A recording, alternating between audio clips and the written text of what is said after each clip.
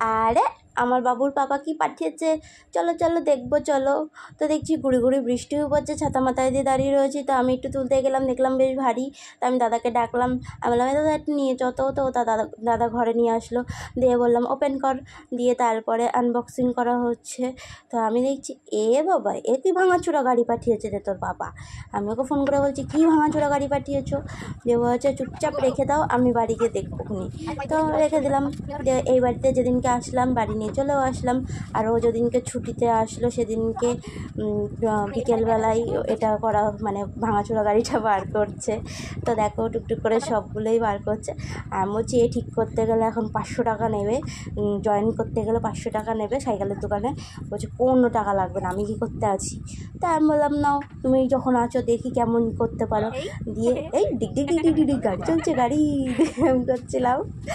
দিয়ে চাকাটা যেই সেটিং করে ফেলেছে তখন আমি বলছি এই তো আমার মেকানিক বড়। আরে চাকা যখন সেটিং করে ফেলেছিস আর কোনো চিন্তা নেই, চ হবে হবে হবে, এরকম করে যাচ্ছিলাম। দিয়ে দুজনে মিলে অনেক কথা বলছিলাম, বক বক বক বক করে যাচ্ছিলাম। আর ও একটু রেগে রেগেও যাচ্ছিলো। হ্যাঁ তুই বসে বসে শুধু বক্তৃতা দিস, কোনো কাজের বেলায় নেই, শুধু বক্তৃতা দিস। আর আমরা না তুই তুকারি করেই কথা বলি, মানে কারোর সামনে গেলে তুমি করে বলি, আর না হলে তুই তুকারি করেই কথা বলি। মানে তুই করে কথা বলতে আমার ভীষণই ভালো লাগে, আর তুমি করে কথা বলতে আমার অনেক কষ্ট হয়। তো ও বলছিল আমাদের এখন ছেলে হয়ে গেছে, এখন তুমি করেই কথা বলা শিখতে হবে, কেননা বাবু বড় হবে দেখবে যে আমরা কেমনভাবে কথা বলি। তা আরাম ঠিকই বলেছো। তো তারপরে যাই হোক ওইসব কথা বাদ দাও।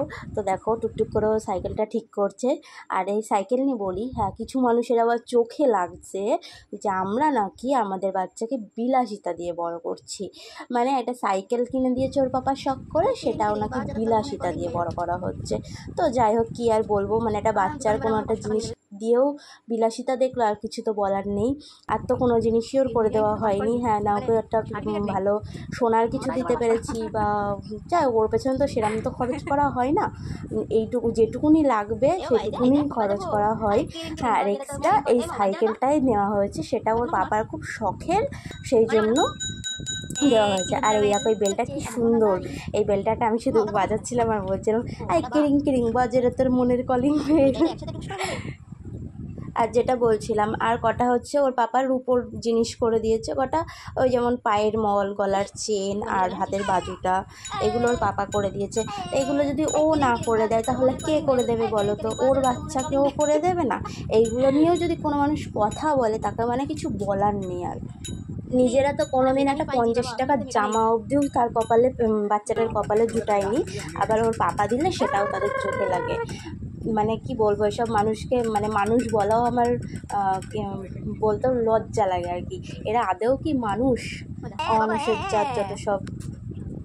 আমার সাথে যা হয়েছে হয়েছে ভাই, আমার বাচ্চার সাথে কেউ যদি কিছু করে আমি তাকে কিন্তু ছেড়ে কথা বলবো না, এইভাবেই কথা শোনাবো।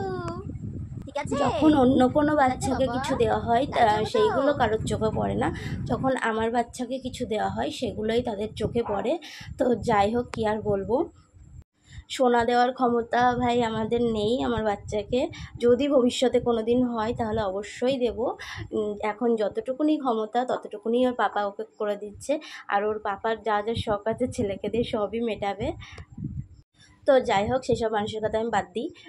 আর এই যে লাঠিটা লাগাচ্ছে না লম্বাটা, এটা লাগাতে খুবই ঝকমারি একটা ব্যাপার ছিল, মানে এটাও ঠিক করে বুঝতেও পারছিল না কেমন।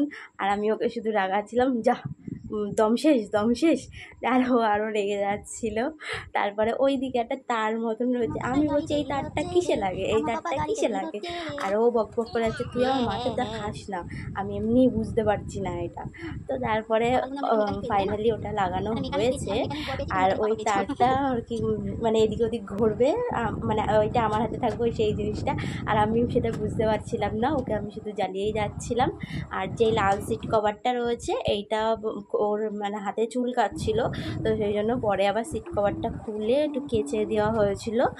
ওর পাপাই আবার একটু জলে ধুয়ে দিল সার্ফ জল দিয়ে, দিয়ে তারপরে আবার লাগানো হবে।